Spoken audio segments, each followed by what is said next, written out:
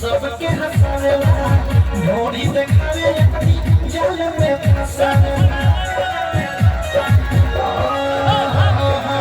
नौका में कोई ससुर ढाले भी सपूती ढोरी बनावन पैसा ले भी सलूटी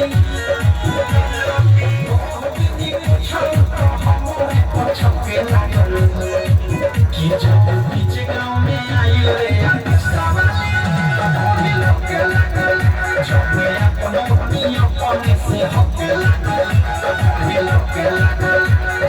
बीच गाँव में आई रे